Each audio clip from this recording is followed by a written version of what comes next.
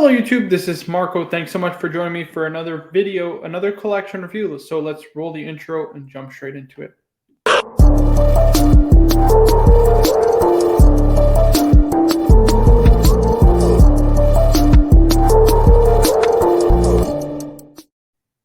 Alrighty, so very interesting overall collection. This one for Aaron. So from left to right, obviously top to bottom, we're looking at a Sea Dweller 4000. Very rare watch, now discontinued, one of the shortest production run Rolexes of the modern age, if not the shortest, if I'm not mistaken. He's got a Rolex Explorer 2 Polar, a Speedmaster, that's the 3861, so the brand new one. He has a Z Blue Milgauss, a PAM 111, a Tudor Pelagos Blue, and last but certainly not least, a JLC Reverso. So taking a look at his collection, obviously quite impressive overall. He did send me this picture, which I liked a lot, inside of, I believe that is a wolf box. And one thing that he did mention in his email that I did have a chuckle at, I did laugh at, was he says he amassed what he calls the Archie Luxury Starter Kit, which he feels lacks originality. And I do tend to agree. This looks like, a snapshot that you would see from a lot of people. So obviously we're looking to add a bit of variety, a bit of diversity to this collection. But to get into his kind of story a little bit, he said he bought a Sea Dweller used from an AD and got a white dial Datejust, which he gave to his dad. Very kind of you. Obviously, Rolex is still very much, a status symbol for many people. So getting one is certainly, kind of a lifetime achievement. That's extremely kind of you to get that Datejust for your dad. He said he doesn't wear the PAM, the Tudor, or the Speedy very much. The IWC Portuguese Perpetual Calendar, which he actually photoshopped into this picture, he says is a grail of his. He says he likes the 116710LN, which is the black GMT, but feels it may be too similar to the Sea Dweller. Now, I tend to agree with that. You get an oyster-style bracelet, another black bezel, black gloss-style watch. Certainly, there are some differences. Obviously, one's a GMT, one's a diver, one has a, a Cyclops lens, one doesn't have a Cyclops. So there are some differences, but overall, I think it's just a little too similar, and it definitely would feel redundant in your collection. He says he's on the list for a root beer, which he will get this year, and he may potentially get Bamet and Cermet from other ADs. So very interesting collection, a lot of directions this can head in. Obviously, we're looking to add a little bit more, as he put it, originality, right? A little more diversity, a little more character to the collection. So let's take a look now at what I feel he should be doing. And first and foremost, this is a snapshot of his collection. I think really cool overall, but yeah, I definitely feel this does need, a little more nuance. So in terms of what I would liquidate, I would look to get rid of kind of 4 watches. So 3 that you're just not wearing anymore, which is the Speedmaster 3861, the PAM 111, and the Tudor, the Black by Pelagos Blue, which, if you're not really wearing them, I don't see a reason why you would keep them. And secondly, I would also get rid of the Polar Explorer 2. Now, I would only do that once you actually get a root beer from an AD. I wouldn't be getting rid of it until you get that root beer in. It will kind of be a way, if you will, to kind of pay for the root beer if you don't want to pay out of pocket. But, it just doesn't, again, you kind of run into that conundrum with, in my opinion, the GMT, the black GMT, and the Sea Dweller 4000. Sure, one's a white dial, one's a black dial, but like the root beer and the Explorer 2 really perform kind of the same function, although one is more tool watch, one is more kind of dress elegant.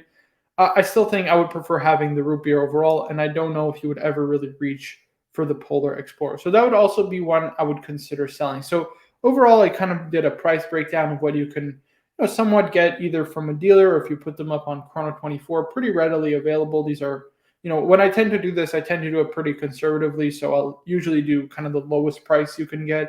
So Speedmaster, we're talking 6,000 roughly USD. The 111 about 5,000. Explorer 2 Polar about 12. And last but not least, the Tudor Pelagos about 4,000. So overall, we're talking about $27,000, which is not insignificant cash wise. And I definitely feel it's 4 watches that ultimately you don't really need in the collection, considering you either don't wear them or they will end up being redundant. So definitely feel liquidating these 4 and making room for new ones is the way to go. So this is what ultimately your collection would look like. You'd have the Sea Dweller 4000, the Reverso, the Z Blue Milgauss, and obviously once you get the root beer from the AD, that would kind of be your 4-piece core collection. Now, of course, you do have that $27,000. I didn't factor in paying the root beer with that kind of sum of money. just because I'm a little crazy and want you to add more, of course. But ultimately, I think this four piece is great, but I think you definitely want to add to it. So here were kind of a couple of dilemmas that I faced when I was really going over your review. So first and foremost was to add a chronograph. I think definitely you should add a chronograph. It would cap off your kind of collection, right? You have a diver, you have a GMT, a dress watch, a wine and wear. I think ultimately what you would be really missing is a chronograph. Now you could of course go in the direction of a CK2998 Panda or the 321 Speedmaster, both of which I feel are distinct and different enough from the traditional Speedmaster. But my conundrum was really, is the Speedmaster really for you? If you didn't like the 3861, are you necessarily going to like either of those picks? And so I kind of had a dilemma with respect to recommending either of those for you. For one, because they're not cheap watches, and secondly, given the fact that you're not really enamored with the Speedmaster, I don't know if it would be wise to really add them to the collection. And this is something that I kind of debate as well. While I do respect the heritage, the history, and the design of the Speedmaster, it is a timeless icon. It's not necessarily a watch for me, and that's okay. I do love the Ed White personally. It's a watch I would go for, but I mean, we're talking about nearly a $20,000 chronograph. It certainly isn't cheap. And I think that there is another option out there that would be better suited for you. Next was, is a perpetual calendar complication really worth it? So if we go back, of course, to this kind of original picture right here, you had photoshopped in the Portuguese perpetual calendar. And while I do like that watch, I don't know if it's necessarily practical for you. How often do you really get dressed up or you need that kind of complication? And ultimately, setting up the perpetual calendar, is quite tedious and annoying. So is it really worth it to pay, upwards of 20,000 for a watch you'll seldom wear? And in my opinion, I don't think it does. I think the Reverso really gets your dress watch down to a T. You really like that watch. You enjoy it a lot. People compliment you a lot on it. They say it's your most unique watch. And I tend to agree. I certainly tend to agree. So I don't know if a perpetual calendar complication is really necessary. And I would just go after something else personally. So where to go from here? Well, first and foremost, I don't think you should add that perpetual calendar. I don't think you should go in the Speedmaster direction, but I do still feel that you should add a chronograph and another watch from IWC. So starting with JLC, I think the watch to add for you would be the JLC Sector Dial chronograph. This is an absolutely beautiful watch. The proportions are great, 40 millimeters, not super thick. You got a column wheel, vertical clutch, automatic chronograph with that gorgeous sector dial. These really haven't taken off in price in the same way that the three-hander sector dials have. They're about the same price actually on Chrono 24. So about 9,000 is readily available for this one. I really love this watch. I think it's absolutely gorgeous. Love the syringe style hands. Love the sector dial. The one downfall of this watch is you don't have a display case back, but it's not the end of the world. At the end of the day, the Reverso and the Rolexes you own also don't have display case back. So I think this would be a tremendous addition to the collection and fills that chronograph void. You say you really like your Reverso, and this kind of takes the same JLC classic DNA in a package that I feel is really timeless and going to be super collectible in the future. So I really love this watch. I think it would make for a fantastic addition to the collection. And this would ultimately be my first pick for you.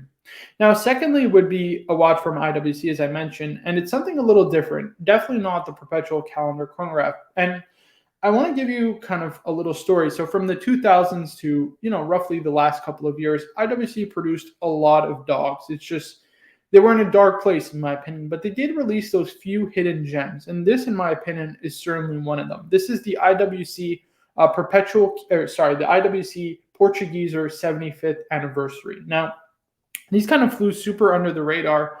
They do wear a little larger at 43 millimeter, but you were wearing a PAM 111 at one point, so I do feel it can definitely fit your wrist. I think it's just an absolutely gorgeous watch. I love the layout, the kind of railroad minute track, if you will. I love the almost Explorer type dial with the 12, 9, and 3, the super simple kind of layout and the super simple dial itself.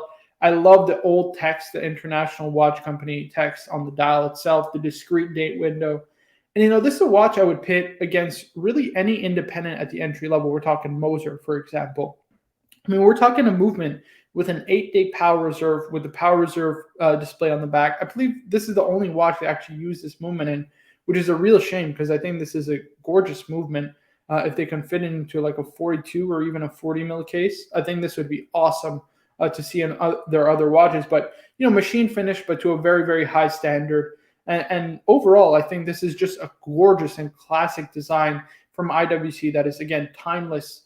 And to me, beats really any entry level Moser, because you get the same level of machine type finishing. You get a tremendous movement, 8-day power reserve on the back. You get a discrete date window. You get that beautiful simplicity in that dial and that Explorer format.